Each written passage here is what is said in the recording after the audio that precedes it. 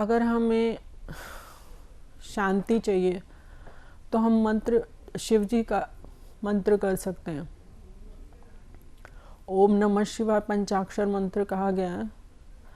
तो ये सबसे ज़्यादा सिद्ध मंत्र है अस्तित्व का, क्योंकि जब से शिव भगवान हुए हैं, ये प्रकृति हुई है, ओम नमः शिवाय, जो भी ईष्ट मानते हैं शिव जी को, उन्होंने सबसे ज़्यादा इस मंत्र को किया हुआ है। इसलिए जब भी कोई इस मंत्र को करता है तो वो तुरंत उस जो ये नाद है, ये ऐसे फैला हुआ है पूरी सृष्टि में ये मंत्र, तो जैसे ही उसके कनेक्शन में आता है वो पूरे उस नाद के भीतर भी प्रवेश कर जाता है, उस महाशक्ति, उस शांति के भीतर और शिवत्व के भीतर। तो फिर उसका ऑरा बदल जाएगा, उसकी चाल, उसकी चमक, उसकी स्ट्रेंथ, सब कुछ चेंज हो जाती है। सिद्ध होना होता है मंत्र को, मंत्र सूक्ष्म हो जाए, सूक्ष्म ऊर्जा ही कार्य कर पाती है अस्तित्व के अंदर, स्थूल नहीं। एक बार से तो नहीं होगा, जिन्होंने कभी पूर्व जन्मों में किया है उनका जल्दी हो जाएगा। और जो तामसी लोग हैं, जिनका कुछ किसी से संबंध नहीं है, किसी अध्यात्म से, योग ध्यान से या किसी धर्म की विधि विधान से, तो उसके लिए तो बहुत ही बड़ी बात है, पहाड़ तोड़ने जैसा होगा। हाँ, अगर वो भी गुरु का आश्रय ले, क्यों? क्योंकि जब गुरु मंत्र देता है तो अपनी उस ऊर्जा को भी उसे देता है जो उसे संकल्पों से, ध्यान साधनाओं से प्राप्त होती हैं, उनको वो देता है। तब वो तुरंत जगह बना देती है उसके भीतर। जैसे मैं अगर हाथ भी खोलूँगी तो एक ऊर्जा निकलेगी और वो जाती है। इसलिए तो हाथ बंद रखने चाहिए, आंखें भी बंद ही रखनी चाहिए, इसीलिए मूलबंद भी लगाया जाता है। तो जितने भी ऊर्जा को बाहर डालने वाले सोर्सेज हैं, वो ये हम उसको कहते हैं ठीक है, इसको मिनिमम करें, हम अपनी ऊर्जा को वेस्ट ना करें। लेकिन जो गुरु सर पे हाथ रखता है, जो गुरु उसको तिलक लगाता है, हवन करके जो लगाता है, हवन की ऊर्जा के द्वारा वो अपनी शुभता भी उसमें प्रवेश करा देता है शिष्य में, मंत्रों द्वारा उसमें शुद्धि भी आ जाती है। अपवित्रो पवित्रा वा सर्वावस्था गतोपि वा या स्मृत पुंडरीकाक्षम सभायाभ्यंतर शुचि। इतने से कहने से ही पवित्रता आती है, तुरंत असर होता है।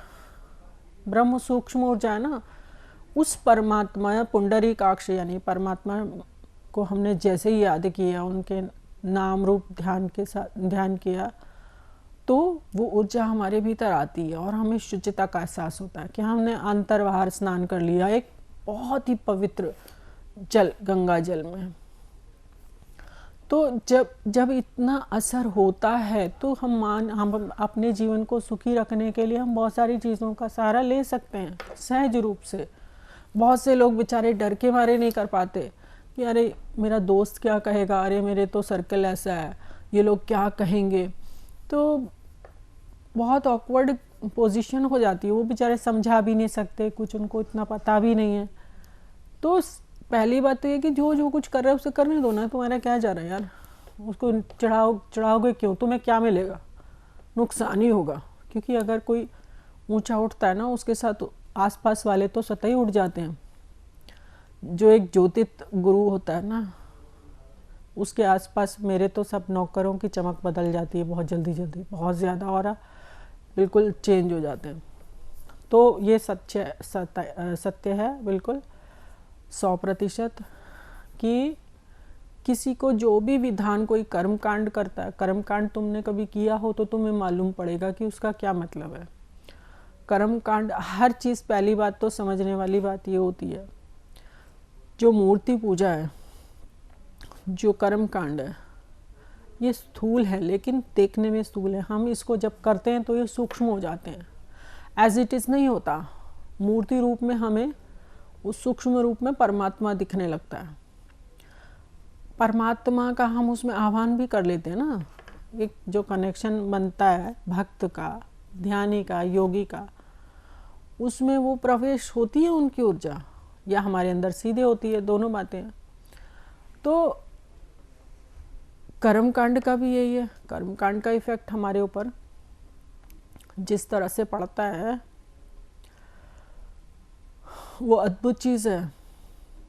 हवन है, हवन की सामग्री में जो जो हम डालते हैं, जो जो सामग्री, वो हमारे सेल्स के थ्रू डायरेक्ट हमारे भीतर इफ़ेक्ट करती है।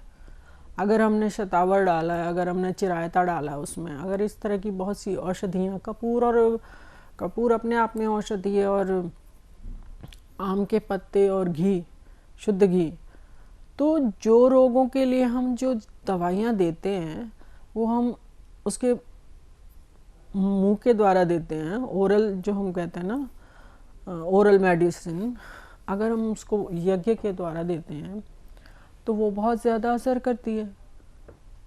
तो घी जो है, घी से तो टीबी रोग भी ठीक होता है। शहद से टीबी जो है, मीठा डाल के अगर हम हवन करते हैं चीनी से, तो वो हमारे इसको क्लीन कर देता है अंदर जाके। सिर्फ हमने अग्नि में चीनी डाली है।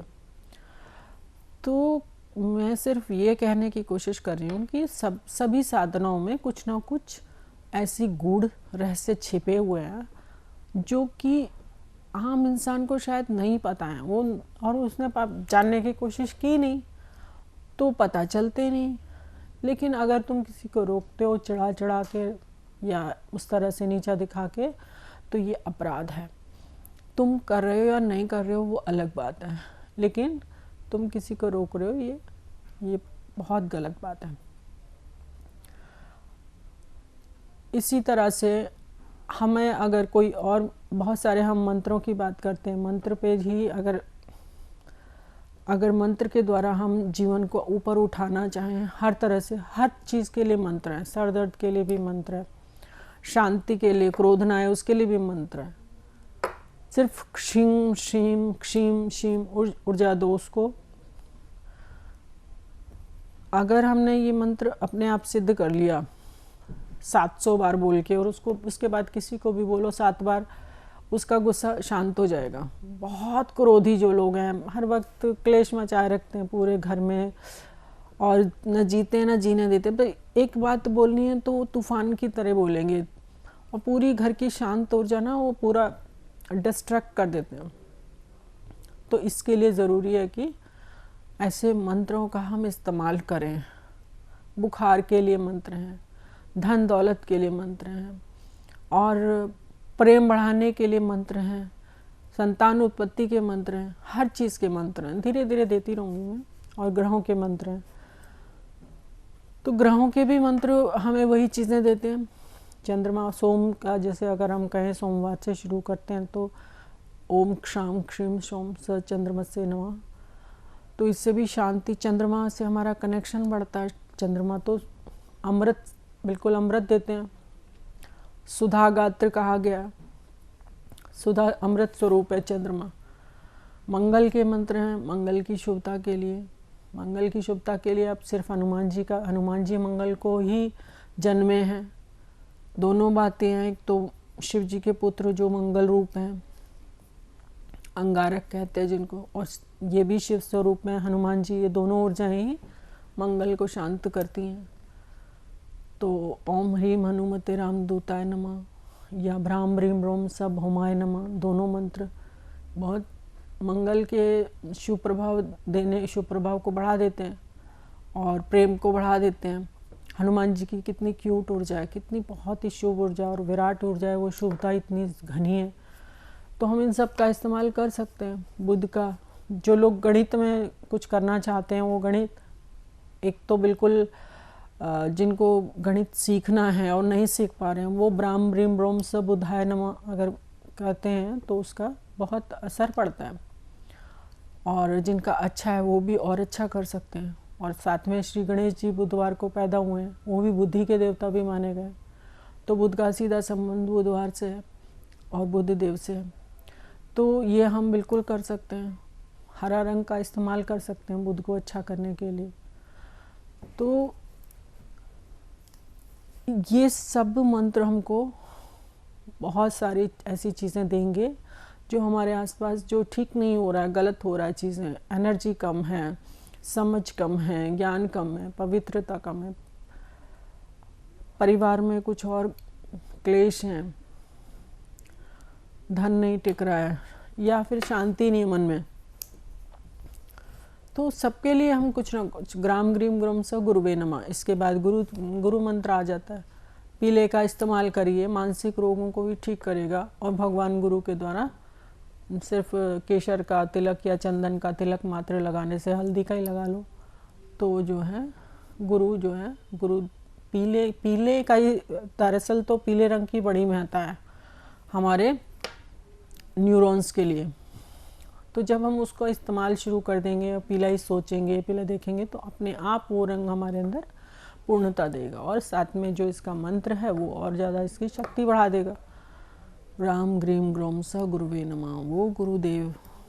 तो हमने क्या किया, रंग का प्रभाव भी अपने ऊपर लिया। और जो गुरु रूप ऊर्जा है इस अस्तित्व में, जो कि ज्ञान की ऊर्जा, आध्यात्मिक ज्ञान विशेष रूप से जो है गुरु से जुड़ा है, जबकि बुधवार से गणित का और व्यापार का ज्ञान जुड़ा हुआ है।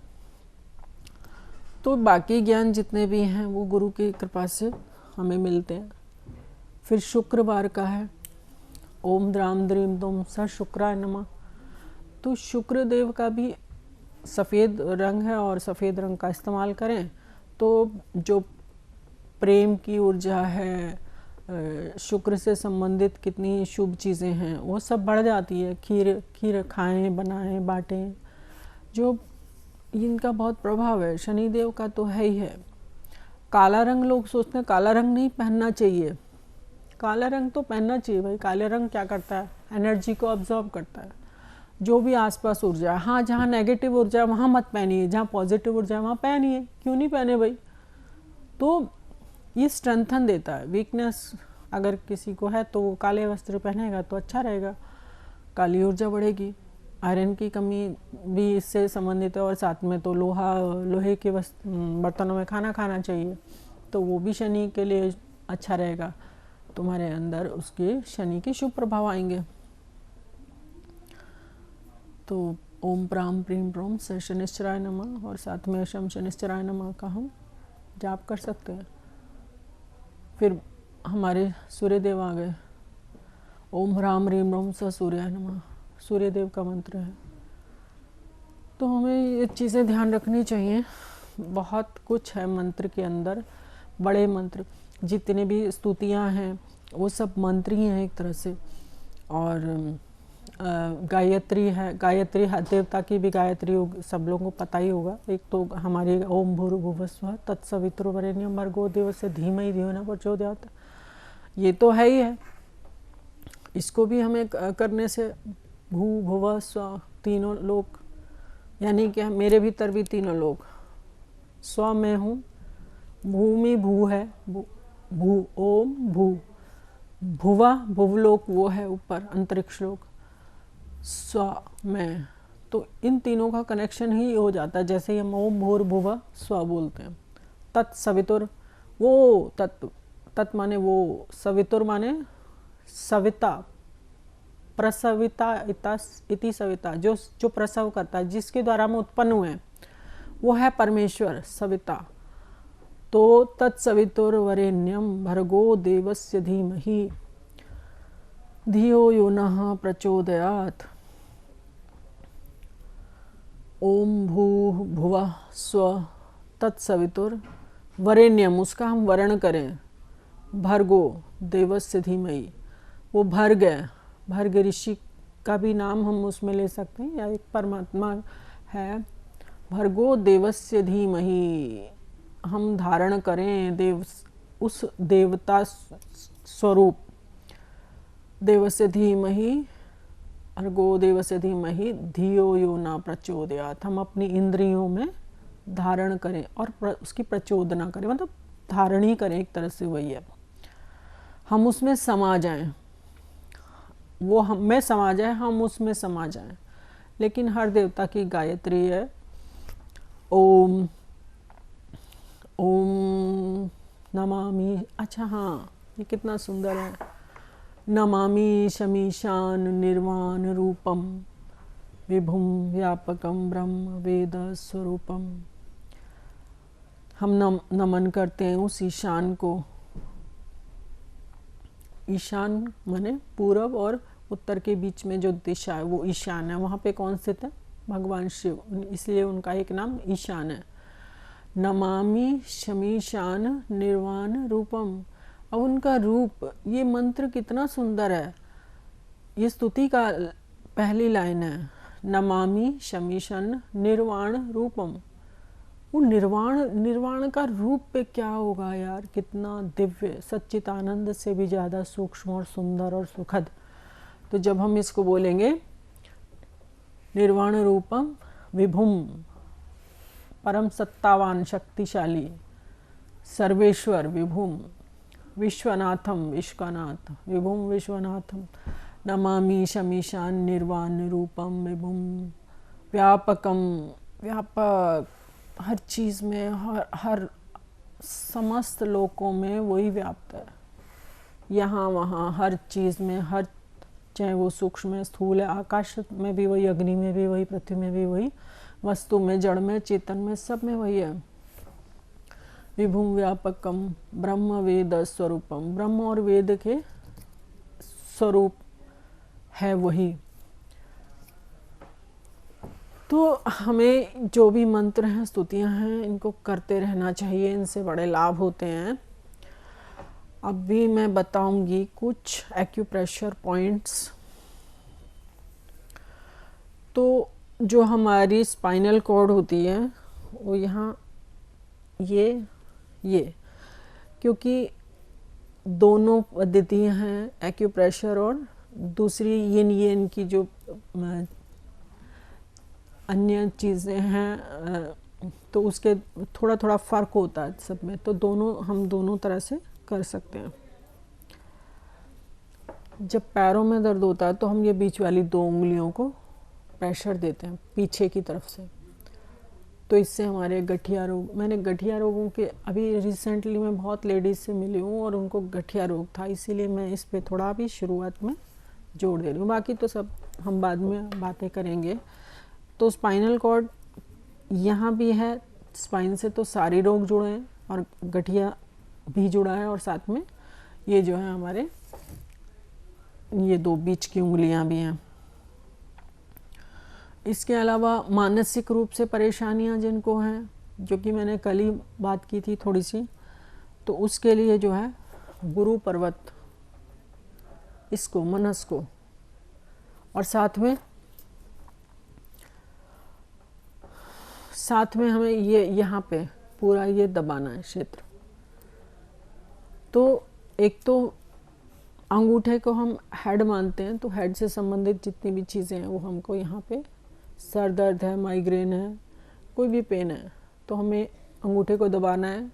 इसमें एक चीज़ देखनी है कि दर्द अगर राइट साइड है तो अंगूठे को हम राइट साइड दबाएंगे, जो अंगूठा दबा रहे हैं उसका राइट साइड, और जिधर दर्द है उसी अंगूठे के हमें पॉइंट्स को प्रेशराइज करना चाहिए। लेकिन अगर दोनों तरफ दर्द है, पेन है दोनों साइड्स में, तो दोनों साइड में हमें उसके पॉइंट्स को प्रेशर देना है। अच्छा, सभी श्रोताओं को परमेश्वर स्वरूप जिसमें परमात्मा व्याप्त है उसको मैं सबको नमस्कार करती हूँ और धन्यवाद करती हूँ सुनने के लिए, देखने के लिए। आपको बहुत सारी शुभकामनाएं। आपका बहुत धन्यवाद।